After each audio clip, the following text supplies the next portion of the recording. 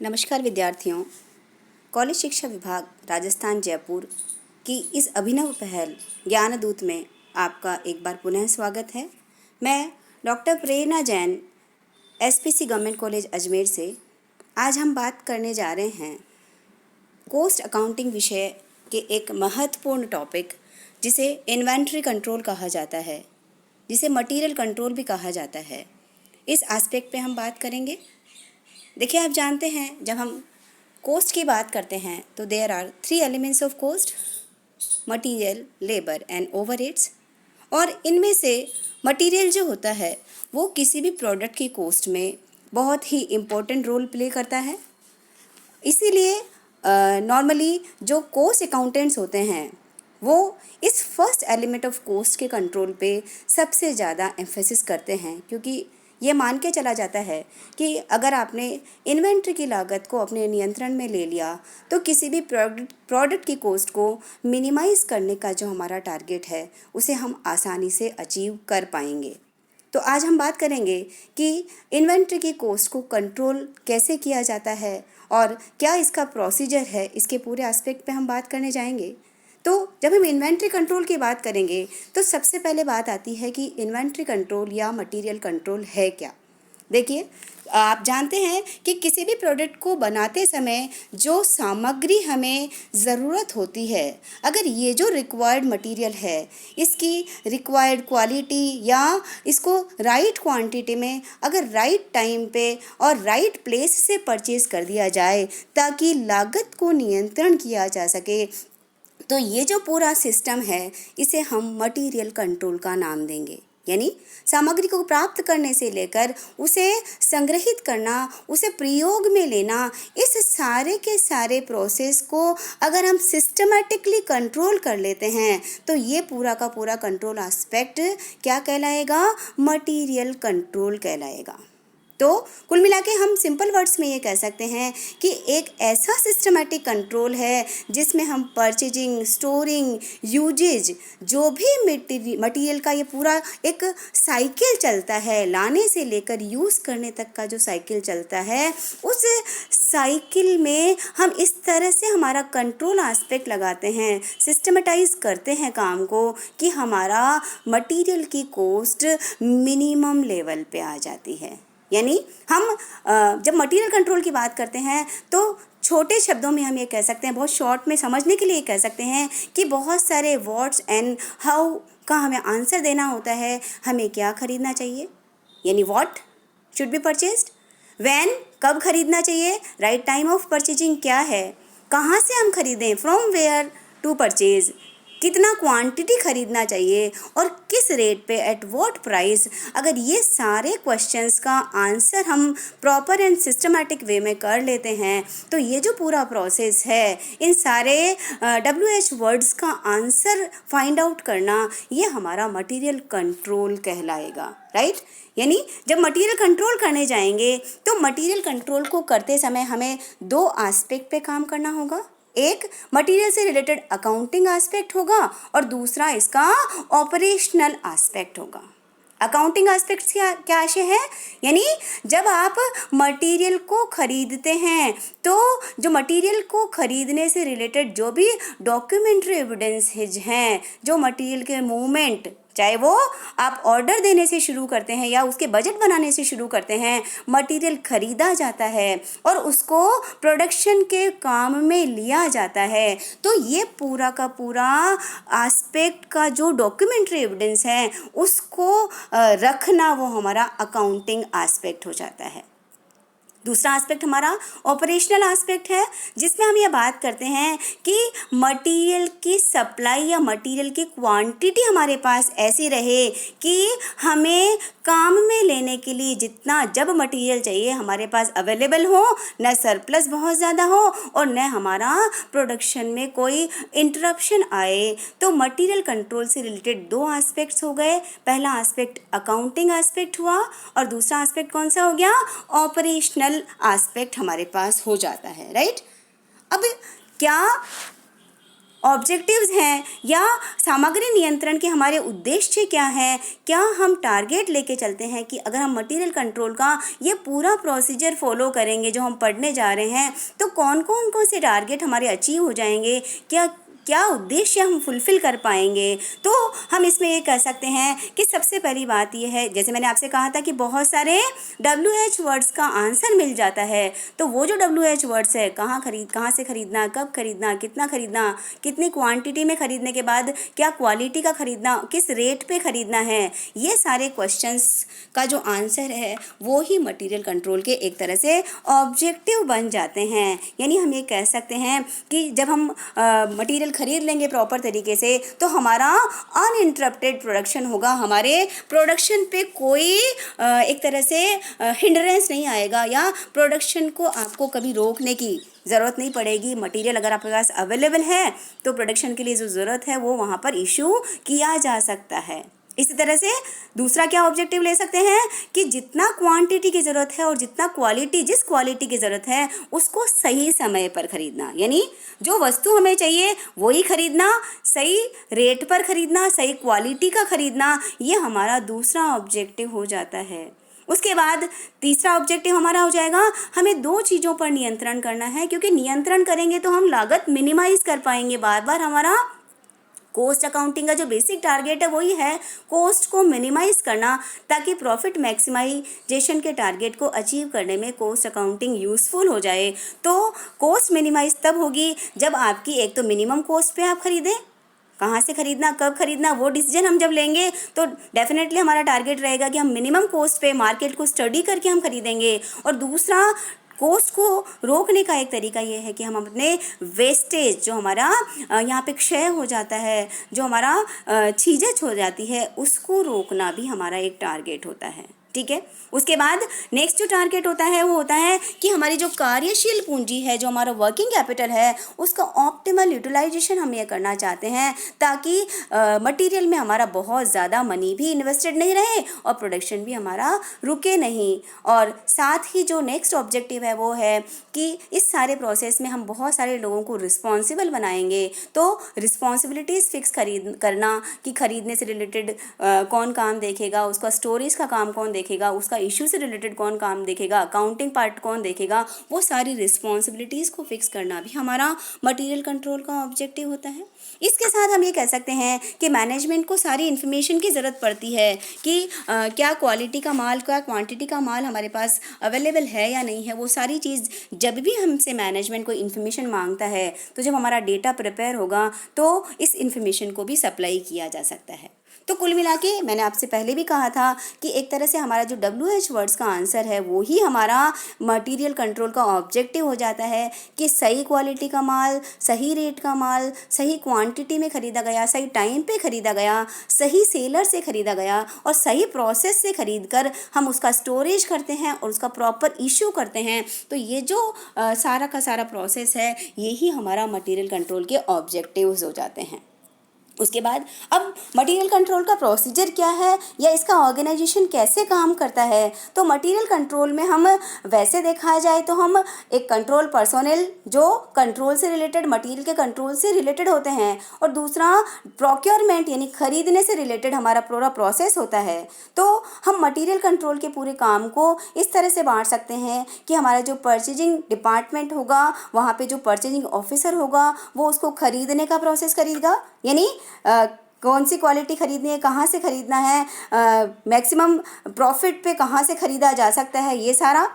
ठीक है। उसके बाद नेक्स्ट जो काम होगा वो नेक्स्ट काम कहाँ पे होगा, जब मटेरियल खरीद लिया जाएगा तो जो रिसीविंग क्लर्क होगा उस रिसीविंग डिपार्टमेंट या वहाँ के क्लर्क का काम होगा कि जो परचेजिंग डिपार्टमेंट ने माल खरीदा था, खरीदने का जो ऑर्डर दिया था एक तरह से, उस परचेज ऑर्डर के अकॉर्डिंग उसको मैच करना और फिर उसके बाद इसको स्टोरेज के लिए भेजना और जो भी उसकी डॉक्यूमेंट्री रिक्वायरमेंट्स हैं उन सबको फुलफ़िल करना। और साथ ही क्या जो क्वालिटी का माल ख़रीदा गया था वो उसके अकॉर्डिंग आया है या नहीं है, वो सारा का सारा काम रिसीविंग डिपार्टमेंट या रिसीविंग क्लर्क का हो जाता है। उसके बाद तीसरा हमारा काम जो होता है वो स्टोरेज डिपार्टमेंट का होता है, जहाँ पे हमारे स्टोर रूम कीपर या स्टोरेज डिपार्टमेंट काम करता है वो देखता है कि जो मटेरियल रिक्विजिशन नोट हमने बनाया है उसके अकॉर्डिंग उसको जब इशू करना होगा तो उसके रिसीव और इशू के ओवरऑल बैलेंस को भी उसको वहाँ पे उसके रिकॉर्ड्स को भी उसको मेंटेन करना होगा। तो सबसे इम्पोर्टेंट काम एक तरह से आगे जाकर स्टोर कीपर का आ जाता है, क्योंकि उसको खरीदने के लिए परचेज डिपार्टमेंट को बताना है, जो खरीद के माल आ गया है उसके स्टोरेज की प्रॉपर अरेंजमेंट करना है। उसके बाद प्रोडक्शन डिपार्टमेंट ने मटेरियल रिक्विजिशन के अकॉर्डिंग जो माल मांगा है उस माल को इशू भी करना है, और रिसीट और इशू का पूरा वहाँ पे उसको लेखा करना होता है। तो ये का सारा जो काम होता है वो हमारा स्टोरेज डिपार्टमेंट का होता है। उसके बाद प्रोडक्शन डिपार्टमेंट का जो सुपरवाइज़र होता है वो भी रिस्पॉन्सिबल होता है, जो प्रैक्टिकली मटेरियल का यूज़ होता है उसके लिए रिस्पॉन्सिबल होता है। और जो माल खरीदते हैं उससे रिलेटेड हमें बहुत सारे डॉक्यूमेंट्री डिवाइस जो एविडेंसेस होते हैं वो हमें रखने पड़ते हैं। तो वो सारा का सारा हमें कंट्रोल प्रोसीजर में ध्यान रखना होगा। थियोरेटिकल बात थोड़ी सी और आ जाती है कि छोटे छोटे क्वेश्चन बनते हैं 2 नंबर के, तो कुछ पॉइंट्स ऐसे होते हैं जहाँ पर आपको कुछ छोटे क्वेश्चन आपसे पूछा जा सकता है कि आपके कौन कौन से डॉक्यूमेंट्स या प्रोसीजर आपको फॉलो करना होता है जब मटेरियल को ख़रीदा जाता है। तो पहला डॉक्यूमेंट जो आता है वो परचेज रिक्विजिशन का होता है, जिसे कहा जाता है कि एक तरह से मटेरियल को ख़रीदने की जो ज़रूरत है उसके बारे में बताना, वो हमारा परचेज रिक्विजिशन होता है। उसके बाद माल को ख़रीदने का जो ऑर्डर है वो परचेज ऑर्डर हो जाएगा। जो विक्रेता है वो जब माल हमें भेजेगा तो वो जो इनवॉइस हमें बना के भेजेगा उसे वेंडर्स इनवॉइस कहा जाता है। उसके बाद रिसीविंग नोट हम बनाएंगे, और अगर जितना ऑर्डर दिया उसके अकॉर्डिंग आया है या नहीं आया है, ज़्यादा आया है कम आया है, तो वहाँ पे डेबिट क्रेडिट नोट, ये सारा का सारा हम अकाउंटेंसी में पढ़ के आते हैं, राइट। अगर माल को लौटाना पड़ता है तो मटेरियल रिटर्न नोट, या एक से दूसरे प्रोडक्शन हाउस पे शिफ्ट करना पड़ता है तो हमें ट्रांसफ़र नोट बनाना पड़ेगा। ये बेसिक थियोरेटिकल हमारा नॉलेज है, और उसके बाद उसका स्टोर कीपिंग करना पड़ेगा, राइट। अब जो इस चैप्टर से रिलेटेड जो इम्पोर्टेंट पार्ट है वो है हमारा कि इन्वेंट्री को कंट्रोल जब हम करना चाहेंगे। देखिए, माल खरीदना, माल को स्टोर में रखना, और स्टोर में रखे गए माल को प्रोडक्शन साइट्स पे उनकी रिक्वायरमेंट के अकॉर्डिंग इशू कर देना, ये जो पूरा प्रोसेस है इसका जब हम एक तरह से बैलेंस बना लेते हैं तो ऑटोमेटिकली इन्वेंट्री का कंट्रोल हो जाता है। तो इन्वेंट्री का कंट्रोल करने के लिए प्रोडक्शन डिपार्टमेंट जो है जब माल मांगेगा तो जितना उनको चाहिए वो इशू करने के लिए स्टोरेज डिपार्टमेंट के पास होना भी चाहिए माल, राइट। अब जो जितना माल होना चाहिए वो वहाँ पे स्टोरेज डिपार्टमेंट का ये रिस्पॉन्सिबिलिटी बन जाती है कि माल इतना ज़्यादा भी नहीं हो जाए कि वेस्टेज हो रहा है या उसमें पैसा ज़्यादा इन्वेस्ट किया हुआ है, और माल इतना भी कम नहीं होना चाहिए कि प्रोडक्शन की जब रिक्वायरमेंट आए तो हम उसको फुलफ़िल नहीं कर पाएँ। तो बहुत सारी टेक्निक्स हमारे पास स्टोर कंट्रोल की है, जिसमें मैं पहले आज तो नाम बता देती हूँ कि हम लेवल्स सेट करते हैं। यानी लेवल सेट का मतलब करने का मतलब ये होता है कि कितना स्टॉक हमारे पास होना चाहिए उसके लेवल सेट करते हैं। माल कितना मंगाना है उसका EOQ हम डिसाइड करते हैं, और उसके बाद इन्वेंट्री कंट्रोल के बहुत सारे एनालिसिस हम करते हैं। ABC analysis, FNSD analysis, VED analysis, JIT एक नया अप्रोच आया था उसको हम यूज़ कर सकते हैं। टर्नओवर रेशियोज़ हम निकालते हैं, और स्टॉक का एक तरह से वेरिफिकेशन भी हम करते रहते हैं। तो ये सारा हमारा प्रैक्टिकल पार्ट आता है जो इन्वेंट्री कंट्रोल से रिलेटेड होता है। आज हम जो इम्पॉर्टेंट एक टॉपिक है इससे रिलेटेड, प्रैक्टिकल एस्पेक्ट से रिलेटेड, जो आपकी 20 नंबर का क्वेश्चन को बिलोंग करता है उसके बारे में बात करेंगे। जैसे मैंने आपसे कहा था कि जो स्टोरेज डिपार्टमेंट में जितना भी हम रॉ मटेरियल को या जो भी मटेरियल हमारा जो रिक्वायर्ड मटेरियल है उसको रखते हैं, तो वो खरीदने का ऑर्डर देते समय कुछ स्टॉक की लिमिट्स का वहाँ पर ध्यान रखना उनको पड़ेगा। स्टॉक की लिमिट का ध्यान रखने का मतलब क्या होगा कि जैसे मैंने आपसे बताया कि मटेरियल इतना ज़्यादा भी स्टोर में नहीं होना चाहिए कि वो वेस्ट हो, और इतना कम भी नहीं हो कि प्रोडक्शन को रोकना पड़े, वहाँ पे इंटरप्शन आ जाए। तो हम यहाँ पर कुछ लेवल्स सेट करते हैं, जिसमें सबसे पहला लेवल होता है हमारा रीऑर्डर लेवल। रीऑर्डर लेवल का मतलब है पुनः आदेश का स्तर, यानी किसी भी जो भी हमारा मटेरियल है उसकी रीऑर्डर लेवल का मीनिंग ये होता है कि वह लेवल जिस पर पहुंचते ही जो स्टोर कीपर है वो परचेजिंग डिपार्टमेंट को नया स्टॉक खरीदने के लिए एक तरह से परचेज रिक्विजिशन नोट बना के भेजता है कि हमें इस मटेरियल की ज़रूरत है। एक लेवल सेट हमने कर दिया है, उस लेवल पर जैसे ही हमारा मटेरियल आएगा हम मटेरियल को एक तरह से हम ये कह सकते हैं कि मटेरियल को मंगाने का प्रोसेस हम शुरू कर देते हैं। हमारे स्टोर में जैसे ही एक लेवल हमारा वहाँ तक आ जाता है तो ये लेवल वो होता है जिसको हम डिसाइड करते हैं नॉर्मली, जो हमारा मिनिमम लेवल और मैक्सिमम लेवल के बीच में होता है। यानी एक एग्जांपल जैसे सपोज करिए बनाइए कि आपने कहा कि हमें जैसे ही हमारे स्टोर में 100 यूनिट्स बचेंगी हम माल को मंगाने का प्रोसेस शुरू कर देंगे। 100 यूनिट बचाना क्यों ज़रूरी है? क्योंकि माल को मंगाने के प्रोसेस में टाइम भी लगेगा और साथ में हम डेली उसको यूज़ भी तो करेंगे। सपोज कीजिए रोज़ आप 25 यूनिट्स यूज़ करते हैं और अगर आपका 4 दिन लग जाए माल यूनिट मंगाने में तो 100 यूनिट तो मिनिमम आपके पास होनी ही चाहिए, राइट? तो उससे ऊपर, क्योंकि कई बार ऐसा होगा कि कुछ सर्कमस्टांसेस ऐसी होती है जो हमारे कंट्रोल में नहीं होती है, तो ऐसे में हमें क्या करना पड़ेगा, थोड़ा उससे ऊपर एक लेवल रखना पड़ेगा। इसलिए मिनिमम लेवल और मैक्सिमम लेवल के बीच का एक लेवल जो हम डिसाइड करते हैं, जिसे हमारी कंजप्शन रेट और माल को मंगाने में लगने वाले टाइम के बेस पर हम डिसाइड करते हैं। तो वह लेवल जो मिनिमम और मैक्सिमम लेवल के बीच में डिसाइड होता है, जो हमारा मंगाने के टाइम के बीच में हमारे पास एक तरह से वो मटेरियल के रिक्वायरमेंट को पूरा करने का एक तरह से लेवल होता है, वो हमारा पुनः आदेश स्तर या रीऑर्डर लेवल कहलाता है। तो रीऑर्डर लेवल डिसाइड कैसे करेंगे प्रैक्टिकली, यानी क्वांटिटी कैसे डिसाइड होगी? तो रीऑर्डर लेवल को लगाने का फॉर्मूला हमारा हो जाता है कि हमारा मैक्सिमम कंजप्शन कितना है, डेली हम कितना कंजप्शन करेंगे, और दूसरा इसको किससे मल्टीप्लाई करना है कि माल को मंगाने में मैक्सिमम टू मैक्सिमम कितना टाइम लग जाएगा, यानी मैक्सिमम रीऑर्डर पीरियड। जैसे आपसे कहा जाए कि डेली 25 यूनिट्स आप यूज़ करेंगे और माल को मंगाने में 5 से 7 सप्ताह लग जाते हैं, तो 7 वीक से आप मल्टीप्लाई करेंगे तब आपका पता लगेगा कि आपका रीऑर्डर लेवल यानी वह स्तर जिस पर पहुंचते ही आपको माल को मंगाने का प्रोसेस शुरू करना है वो डिसाइड हो जाता है। ठीक है। दूसरा जो लेवल हम डिसाइड करते हैं वो होता है मिनिमम स्टॉक लेवल, जिसे कई बार सेफ्टी स्टॉक भी कहा जाता है। यानी मिनिमम स्टॉक लेवल वह स्टॉक लेवल है जिससे कम नॉर्मली हम अपने स्टोर्स में नहीं होने देते हैं माल। यानी मटेरियल को खरीदने का जो प्रोसीजर है उसको हम इस तरह से कंट्रोल करते हैं कि मिनिमम स्टॉक लेवल पर पहुंचने से पहले ही जो हमने ऑर्डर दिया है वो ऑर्डर वाला माल आ जाए। तो इसीलिए एक तरह से इसके क्या कहा जा सकता है, इसे आपका इमरजेंसी स्टॉक भी कहते हैं। यानी जैसे आपने कहा कि 50 यूनिट तो मिनिमम होनी ही चाहिए, यानी 100 पे मंगाना शुरू किया, 2 दिन के कंजप्शन के अकॉर्डिंग 2 दिन में ही माल आ गया, 50 तक पहुँचे उससे पहले ही माल आ गया है, तो वो एक तरह से इमरजेंसी स्टॉक, सेफ्टी स्टॉक, या जो एक ऐसा लेवल जिससे नीचे नॉर्मल कंडीशंस में, ये हमारी कई बार सिचुएशंस आउट ऑफ कंट्रोल जब हो जाए तब यूज़ करने के लिए माल होता है। तो जो स्टॉपेज ऑफ प्रोडक्शन को रोकने का जो एक तरीका वो ये है कि इमरजेंसी के लिए कुछ माल रखा जाए, तो ये हमारा मिनिमम क्वांटिटी होती है जिसे हमें हमेशा रखना होता है। मिनिमम स्टॉक लेवल को भी डिसाइड करने के लिए हमें पहली चीज़ तो वही ध्यान रखनी पड़ेगी कि हमारा कंजप्शन क्या है। दूसरी चीज़ ये ध्यान रखनी पड़ेगी कि नए माल को मंगाने में हमें कितना टाइम लगेगा, वो हमें ध्यान में रखना होगा।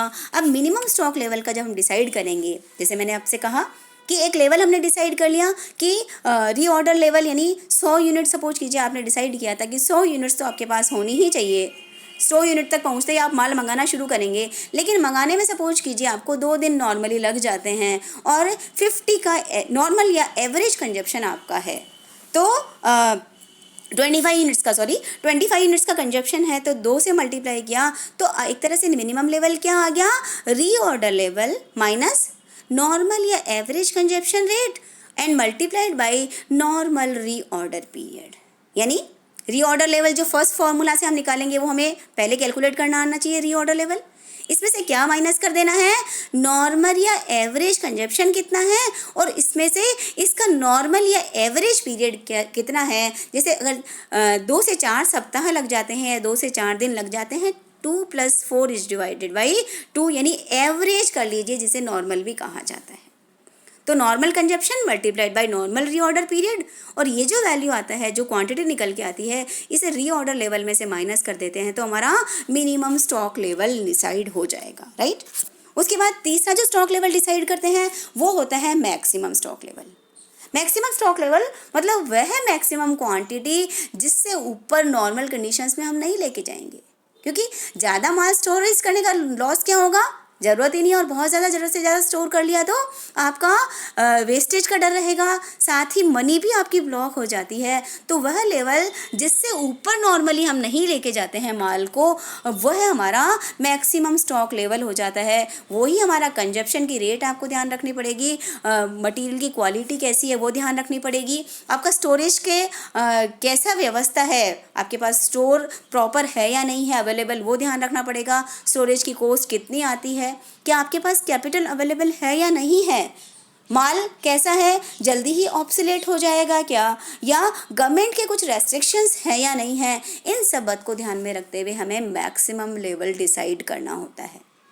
तो थियोरेटिकली तो हमें बहुत सारी चीज़ें देखनी पड़ेगी, कंजप्शन की रेट जैसे बताया, वस्तु का गुण क्या है, कितनी कैपिटल अवेलेबल है, कैपिटल की कॉस्ट क्या लगती है, माल अप्रचलित तो नहीं हो जाएगा, इंश्योरेंस की कॉस्ट कितनी लगेगी, गवर्नमेंट के रेस्ट्रिक्शंस क्या हैं, ठीक है, ये सारी बातें तो ध्यान रखनी पड़ेगी। लेकिन जब हम क्वांटिटी डिसाइड करेंगे तो मैक्सिमम लेवल का क्वांटिटी डिसाइड करने के लिए हमें फॉर्मूला यूज़ करना पड़ेगा, और ये फॉर्मूला है रीऑर्डर लेवल, यानी जो फर्स्ट फॉर्मूला से निकालते हैं, प्लस एक बार में कितनी क्वांटिटी मंगाएंगे, यानी रीऑर्डर की क्वांटिटी, राइट। तो रीऑर्डर लेवल में रीऑर्डर क्वांटिटी को प्लस कर लीजिए, और इसमें से क्या माइनस करना है, मिनिमम टू मिनिमम कितना कंजप्शन हम डेली करेंगे, और डेली या वीकली जो भी आपका टाइम पीरियड है, और उसमें से मंगाने में सबसे कम समय कितना लगेगा। तो मिनिमम कंजप्शन को मिनिमम रीऑर्डर पीरियड से मल्टीप्लाई करना है, और ये जो वैल्यू हमारी निकल के आती है इसको किस में से माइनस कर देना है, reorder level plus reorder quantity से माइनस कर देना है। अगर रीऑर्डर क्वांटिटी नहीं दे रखी है तो इकोनॉमिक ऑर्डर क्वांटिटी जो हम नेक्स्ट लेक्चर में पढ़ेंगे उसको हम रीऑर्डर क्वांटिटी मान लेते हैं, और उसको उसमें से माइनस प्लस करके रीऑर्डर लेवल में मैक्सिमम लेवल कैलकुलेट कर लिया जाता है, ठीक है। यानी reorder level plus reorder quantity minus bracket में किया हमने, किस चीज़ को माइनस करना है, दो चीज़ों का मल्टीप्लिकेशन है, minimum consumption multiplied by minimum reorder period, तो हमारा मैक्सिमम स्टॉक लेवल निकल के आ जाता है, जिससे ज़्यादा हम स्टोर में नहीं रखेंगे। यानी जो नॉर्मली हम ये मान के चलते हैं कि जो एक्चुअल जो मटेरियल होगा वो मिनिमम और मैक्सिमम के बीच में ही रहता है, तो मैक्सिमम को डिसाइड करते समय हमें ये फॉर्मूला यूज़ करना पड़ेगा। बाकी जो प्रैक्टिकल जो थियोरेटिकल बातें हैं कि जो मैंने आपको बताया कि वो सारे पॉइंट्स तो हमें ध्यान रखने ही होंगे। इसके बाद एक लेवल और हम डिसाइड कर सकते हैं जो हमारा एवरेज स्टॉक लेवल होता है। एवरेज का मतलब minimum stock level plus maximum stock level is divided by 2 कर लेते हैं, तो हमारा एवरेज स्टॉक लेवल निकल के आ जाता है। कई बार आपको डेंजर लेवल भी निकालने के लिए कहा जाता है, यानी डेंजर लेवल का मतलब ये हो सकता है कि वह लेवल जिस पे पहुंचते ही तो आपको बाई हुक और बाई क्रुक मटेरियल मंगाना ही पड़ेगा, अदरवाइज आपका प्रोडक्शन रुक जाएगा। तो मिनिमम से नीचे का जो एक लेवल है वो हमारा डेंजर लेवल डिसाइड हो जाता है, राइट। प्रैक्टिकल में नॉर्मली हमारे पास जो क्वेश्चंस आते हैं वो रीऑर्डर लेवल डिसाइड करना, मैक्सिमम स्टॉक लेवल निकालना, मिनिमम स्टॉक लेवल निकालना और एवरेज स्टॉक लेवल निकालने से रिलेटेड होते हैं। तो ये सारे के सारे हमारा प्रैक्टिकल पार्ट हमारा बन जाता है फर्स्ट में। एक तरह से मटेरियल कंट्रोल में जो नॉर्मली पहले लेवल सेटिंग की जब हम बात करते हैं तो ये कुछ लेवल्स हमें प्रैक्टिकली फॉर्मूला लगा के निकालने पड़ेंगे। और इसको हम देखिए, जैसे मैंने एक क्वेश्चन आपके लिए लिया है कि हमारे पास 2 तरह के हमारे कंपोनेंट्स हम यूज़ करते हैं, ए और बी। ये जो ए और बी कंपोनेंट्स हैं उसमें मैं आपको क्वेश्चन में इस तरह से डिटेल होगी कि minimum usage 25 units per week का है, मैक्सिमम यूनिट्स जो है वो 75 यूनिट्स हम पर वीक यूज़ करते हैं, राइट। नॉर्मल आप करें, नहीं भी दिया जाए तो मिनिमम और मैक्सिमम को प्लस करके डिवाइडेड बाय 2 कर देते हैं, नॉर्मल हो जाता है। तो नॉर्मल दिया जाए तो उसको यूज़ कर लीजिए, जैसे यहाँ गिवन है कि 50 यूनिट्स पर वीक आप यूज़ करते हैं ए और बी की, राइट।